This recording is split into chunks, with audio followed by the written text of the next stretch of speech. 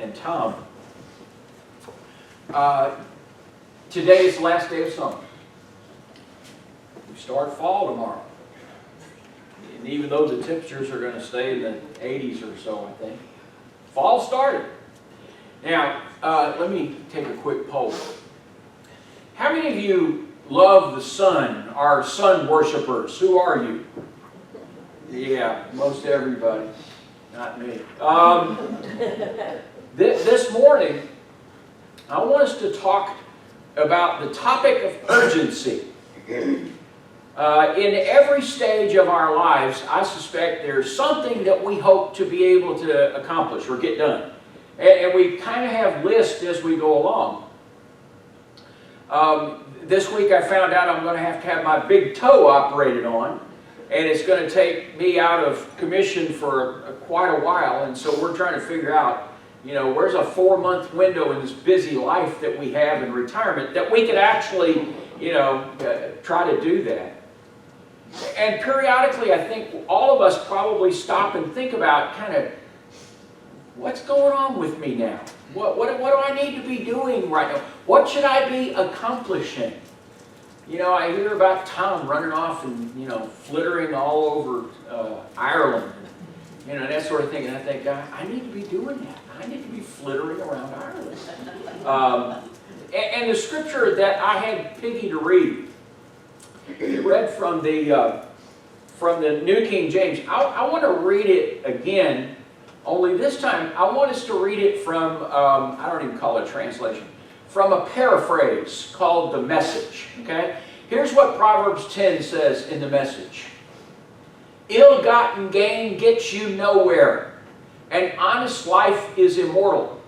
God won't starve an honest soul, but He frustrates the appetites of the wicked. Sloth makes you poor. Diligence brings wealth. Make hay while the sun shines. That's smart. Go fishing during harvest. That's stupid. Blessings accrue on a good and honest life, but the mouth of the wicked is a dark cave of abuse. And so I wanted to ask, Kenny, I hope you and Lexi were paying attention to the part about fishing. Okay? I want us to think about this notion of making hay while the sun shines. And I want to center almost all of the lesson around an event. This is an event that occurred just a few months ago on June the 12th of this year.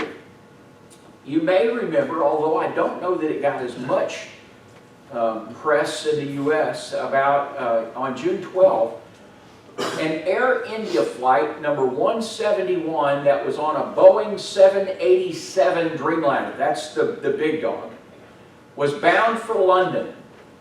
And it crashed. It crashed into a hospital and a canteen on the BJ Medical College in Ahmedabad, India.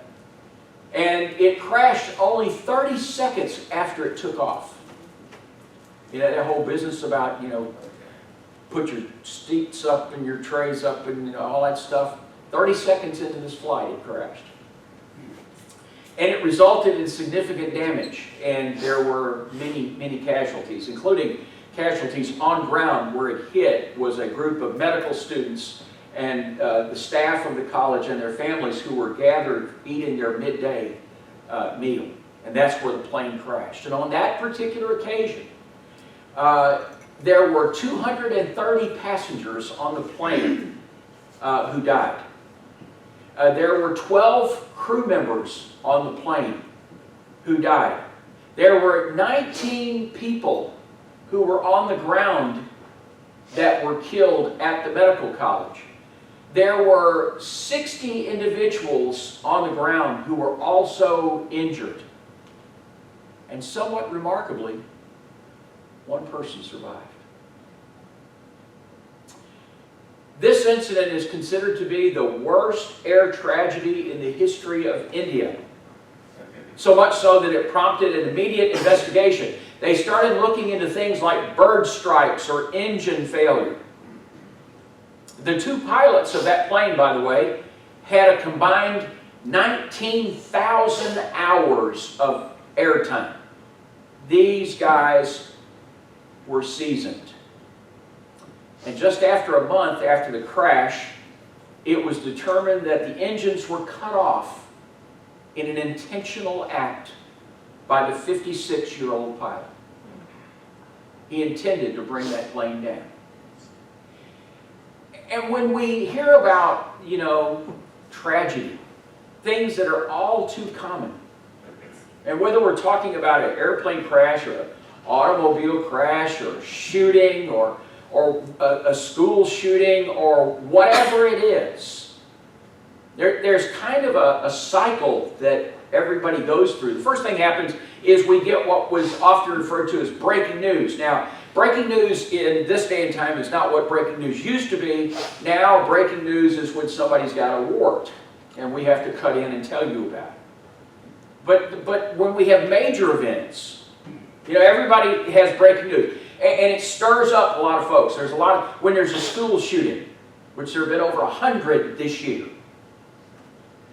that there's a lot of anger and there's a lot of hurt and there's a lot of pain. And this is the period that we have often referred to as the time of thoughts and prayers.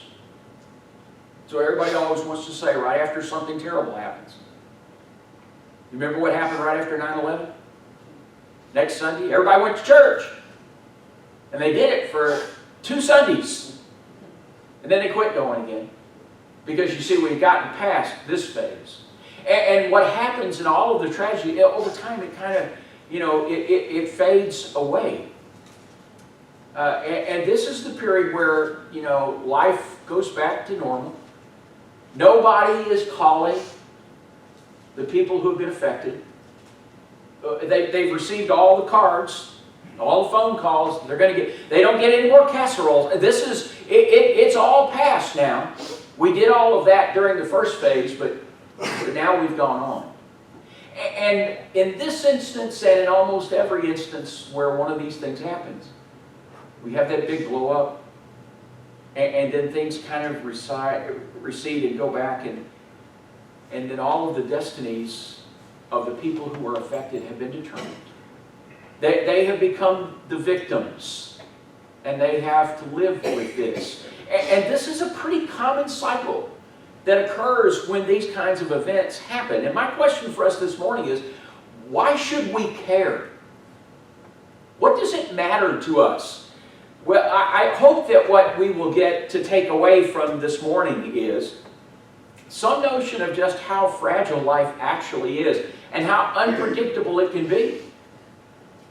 Think about our pint-sized little church here, and this week. Robin Johnson goes to the ladies' class. She doesn't know she's got COVID.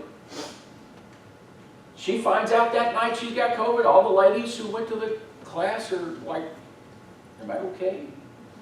Eddie hears it. He's worried about coming to church. There's this sort of, ongoing thing that happens that is so unpredictable in our lives.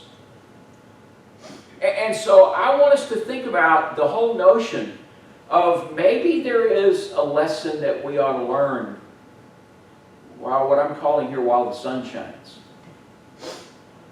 A little over 90 days ago, those people who were on that plane, their families, the people on the ground, their destinies were all determined. And for the families of the victims, the news has stopped. They're no longer around. That's what they go through. Reality is now set back in again. What should we take away from those events and events of horror like the murder of Kirk? What is it that we ought to learn from that? And I think if nothing else, it is that life is unpredictable. Look at what Paul told the church at Ephesus about what wisdom looks like in Ephesians chapter 5. Therefore, he says, awake, you who sleep. Arise from the dead. Christ will give you light. See that you walk circumspectly, upright, not as fools, but as wise, redeeming the time because the days are evil. Therefore, do not be unwise, but understand what the will of the Lord is. Awake, arise, walk upright, redeem time, don't be unwise. Figure out what the Lord's will is and try to follow it. And I think that the message is an important one because we as normal humans, we sort of have our own pattern, don't we? The way we live our life today will look very much like it did yesterday. And the way we live our lives tomorrow will look very much like the way we live it today. And we go on and on and on. But I think there is a warning that we need to think about. This walk circumspectly, redeeming the time. I've talked about that several times in lessons because it tells us that we live in a timetable that is constantly moving. And there are warnings that we should have on the horizon. Warnings like what can happen if we procrastinate. And I want us to think about what that exactly means for you and me. You know, there were a number of interesting human stories about this plane crash. One of which was that there was a person who several years ago had moved from India to London and had moved there, had gotten a job, and that was now their home. And their family back in India had been planning to move to London where they had moved. And they had done so for several years. And they got busy and life got in the way, and it took them quite a while to get to the point where they say, now we're going to do it. And they got on flight 171. They never got there. How many times have you heard about somebody who their entire life was planning on doing this or that or the other thing, and when they retired, and their life too quickly came to an end? You know, life keeps on going, and He's going to continue to provide us with all kinds of challenges. You know, we're going to have our own delays, we're going to have our own decisions that we're going to make, and sometimes those are going to be good, and sometimes they're not going to be good. I have to tell you a story about my little grandbaby Holden. You've seen Holden. Holden got a note sent home from school this week. The teacher said Holden was not very good today. He talked a lot. He stood in his chair. He wasn't listening. And so the next day, he got a note that sent home. It said, Holden was really good in the morning. Still didn't listen much in the afternoon. At dinner that night, they asked Holden, well, how did you do at school today? He said, Holden make bad choices. You know, I said, I'm going to steal it, you know. Jim, make bad choices. You know, there are always decisions that we're going to be making. And these people had made their decision. After all that delay, they finally got on the plane. Never got where they wanted to go. How many people do we know who are on the Sunday schedule? I'm going to do this someday, I'm going to do that someday. You know, when I get out of school, when I get my family, when my kids are out of the house, when they retire, all of that. And we know people who need to be responding to the Lord's invitation, and for whatever reason they choose not to. And there's always going to be a reason for us to not do something. I guarantee you. And life is going to continue to hand you impediments over and over and over again for you to deal with. Life is full of challenges. And we're all going to be busy. There's 1,001 things that we need to get done. And as long as they continue to take precedent over the things that should be done, that we are going to continue to choose our priorities. And Terry probably knows more about this than I do, but there's a theory that says that our days, our time management, we have an 80-20 principle. That we have 80% of our time each day, we accomplish 20% of the things that really matter. And the things that really matter, we never get around to those. And in time management, I ask the question, are you an ant stomper or are you an elephant hunter? Because as long as there's going to be life going, it's easy to stomp ants. That's where the low-hanging fruit cliche came from. All the things that we're going to do today that don't matter a hill of beans. And we'll let the big stuff go on by us. And there are some scriptures, that remind us, Proverbs 27, don't boast about tomorrow. How many of you have a calendar that you already know what you're doing tomorrow? Nobody. Oh, there you go. The honest people. All right. Yeah. But you know what? You may not get to tomorrow. We don't know what tomorrow is going to bring. I love this passage in Luke 9, and there's a similar thought in Luke 14. Jesus said to him, follow me. He said, well, let me go and bury my father who's died. Remember that guy? Let the dead bury their dead, he said. Another one said, Lord, I will follow you, but let me first go and bid them farewell who are at my house. In Luke 14, there's another one that I particularly like that said, I must go and look at a piece of property I have just bought. Lexi, these are the people who buy oceanfront property in East Tennessee. They bought it without looking at it. Jesus said, all these people, if you keep doing this, if you keep finding reasons why you're not going to do something, you're not fit for the kingdom of heaven. If life continues to get in the way every day, guess what? And then in John 9, I have to work the works of Him who sent me while it is day. The night is coming when nobody gets to work. The night's going to happen. The night happened for those 260 on an airplane. There is a song, some of you who are my elder may remember a group called the Kingsmen. Yeah, okay, I see a few old heads. Yeah, okay. The Kingsmen had a song that I really liked.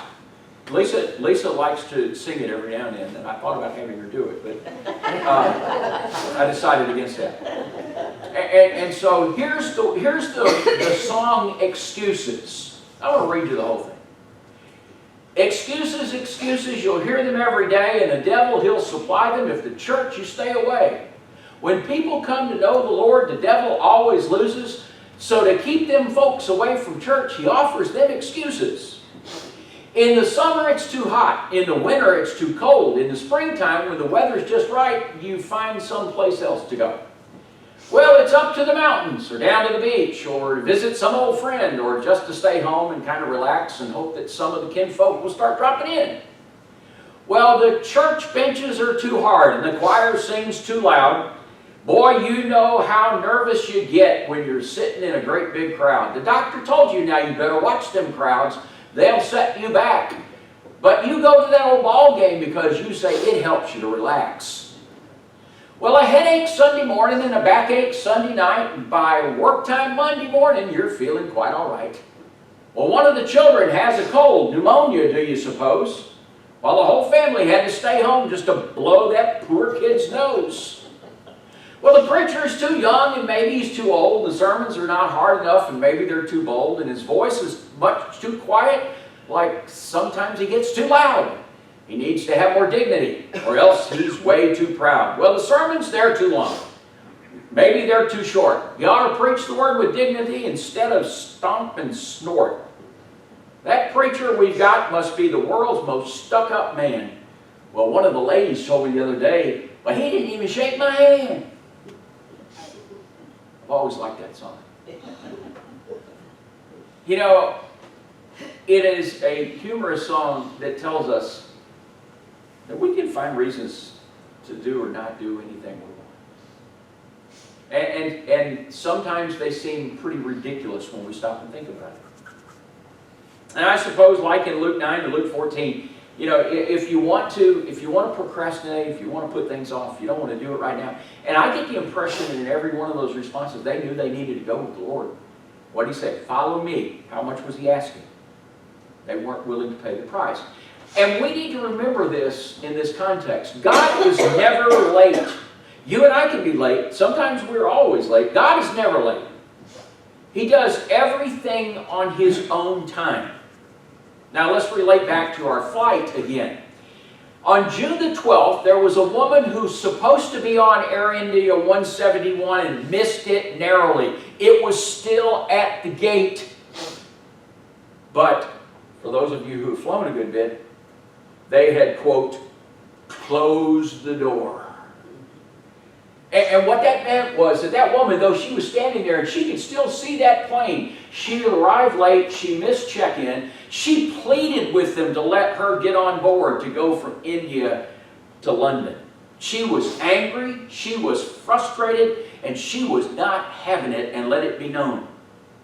Only later did she realize that that delay turned out to be what likely sustained her life. We don't always get what we want. Sometimes that's maybe the best thing. Maybe God knows more than we do. And sometimes He tells us no. And we don't know all the reasons why, but He knows what's best. And He always gives the right answer. Now, Romans tells us that we know all things work together for good. And there are days when it's really hard to see that. I would tell you that that's true. And Jeremiah 29 says, the thoughts that I think toward you, says Lord, the thoughts of peace and not of evil, to give you a future and a hope. He's the one who's going to determine how good our future is, how much hope we're going to have. And the prophet Jeremiah says, don't forget God's in charge. God's in control. Philippians 4, be anxious for nothing, but in everything by prayer and supplication with thanksgiving, let your requests be made known to God. How many times have we talked about God wants us to tell Him what we want? And He'll give us what we should get. And that's the way it ought to be. And then in Psalm 27, wait on the Lord. This may be my favorite Old Testament passage. Wait on the Lord. Be of good courage. He shall strengthen your heart. Wait, I say, on the Lord. Sing the song, in the sweet by and by. When we meet on the beautiful shore, we'll know more on the other side. And that there are many things in this life that we never get to understand. If you have been here on Wednesday night, if there's anything that we have learned over the last couple of months, it is that it's easy to understand why Job got frustrated. I don't know that Job wanted necessarily everything to be fixed. I think he wanted to know why it was happening. And he wasn't going to get that assurance. People who are faithfully, honestly attempting to serve God, and He'll still allow them to have illness and suffering and loss, it's hard to see how all things work together for good. We will not understand, but we do have to wait on the Lord. He has good things in store for us. And then the Scriptures teaches us in this whole notion of the passing of time, there are all seasons and all time for everyone. Back to the crash again. Think about this. I mentioned earlier, there was one survivor, a 40-year-old man by the name of Vishwas Kumar Ramesh. He was the only survivor of that plane crash. And by the way, he was seated in seat 11A. And I read a story this week that said it is now the most requested seat on airplanes in India. He was sitting there when the plane split in half.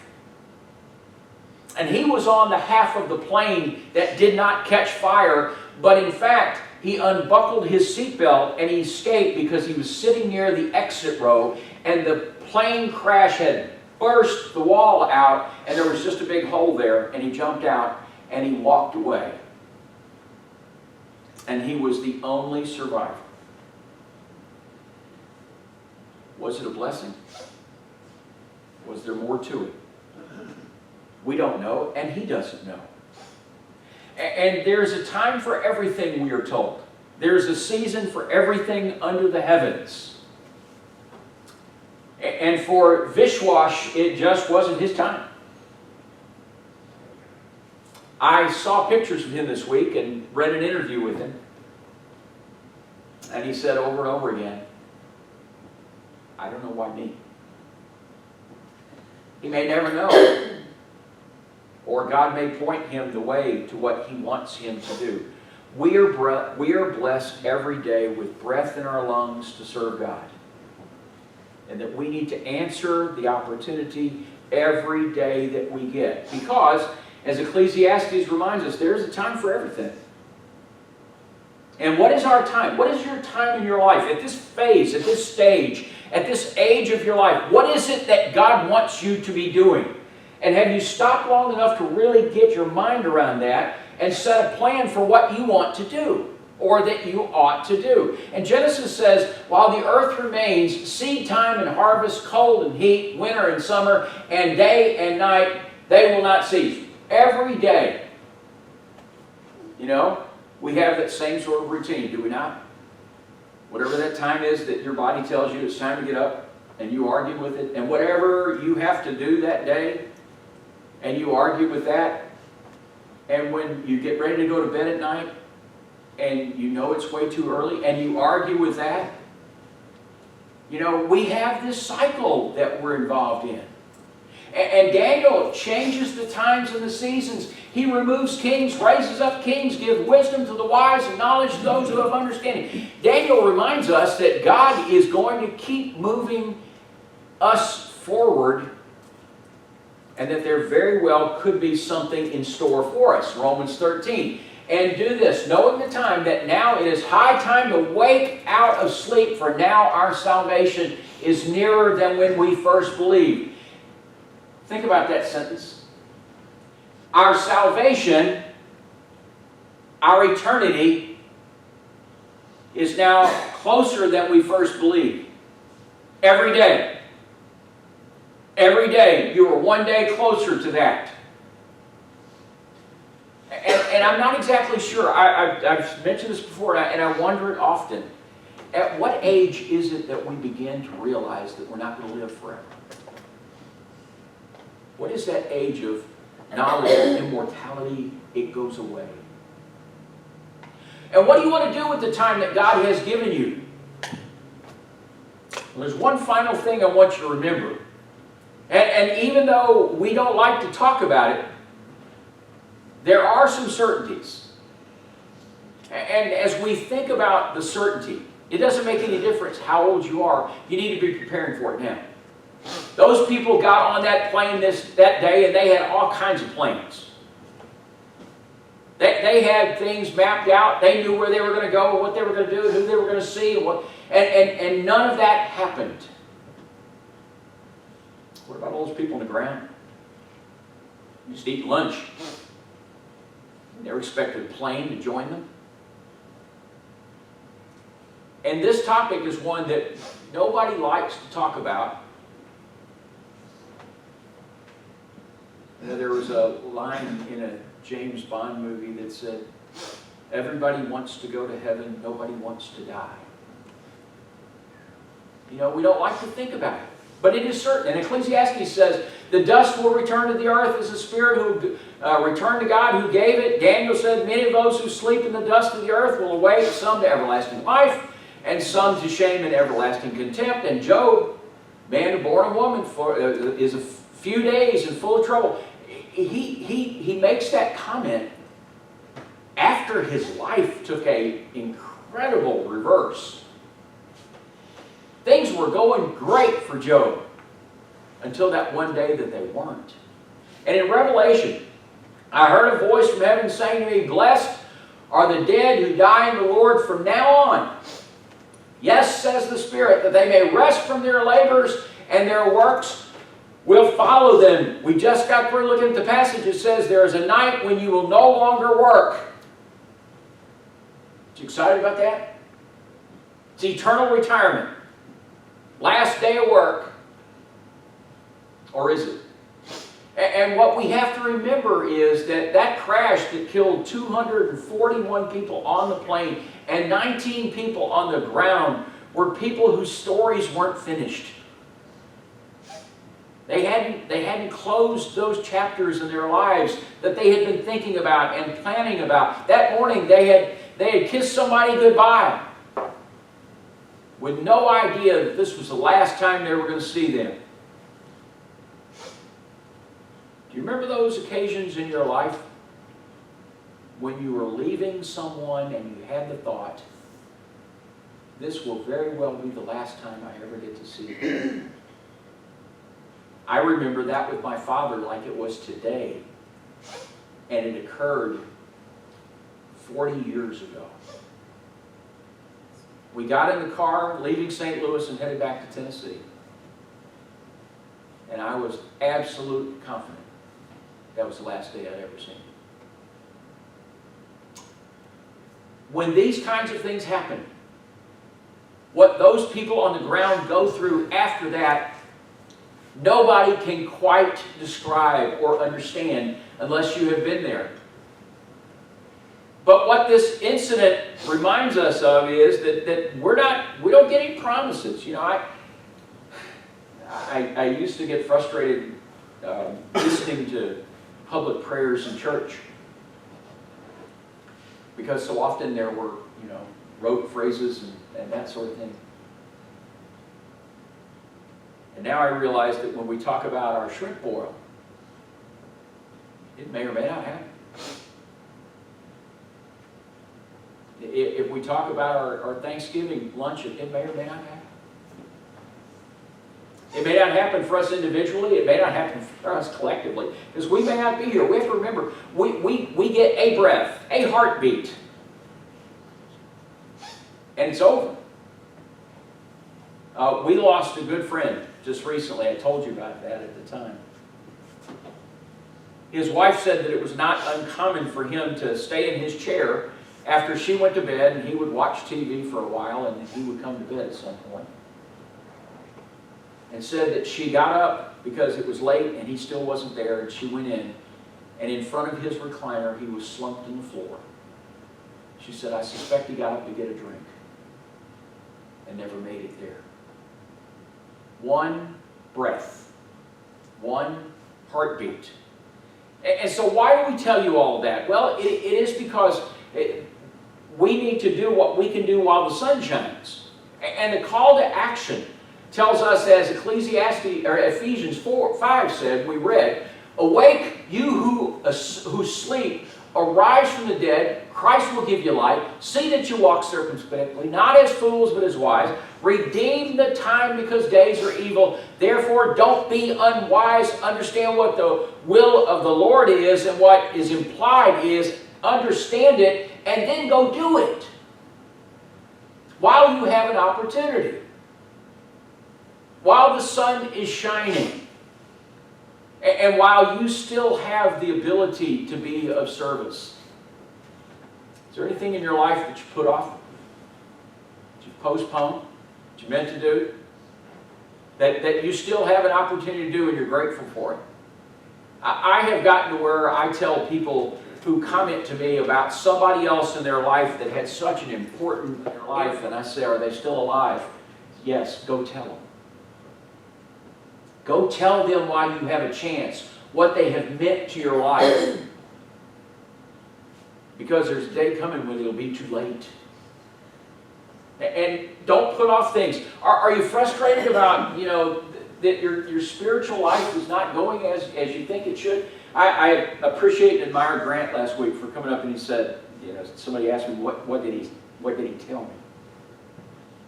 He said he told me that his faith is not what he wants it to be and not what it needs to be. And that he doesn't do everything he should do. If I'd only known to say, Grant, make bad choices. That's what Jim does. We make bad choices. We need to be strengthened. And do you have plans to do things on specific dates? And do we remember that the times and the seasons are controlled by God? Are you the type of person that assumes or just ignores the fact that you're not going to live forever? Well, we do have a few that need to think about, what we saw recently done with one family, that they need to respond to be baptized.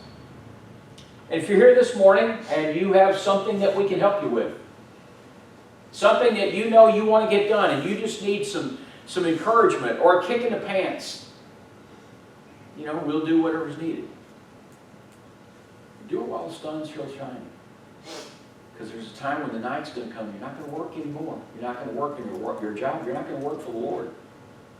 So be as ready as you can be. If there's something we can do to help you, please come while we stand and as we sing this song.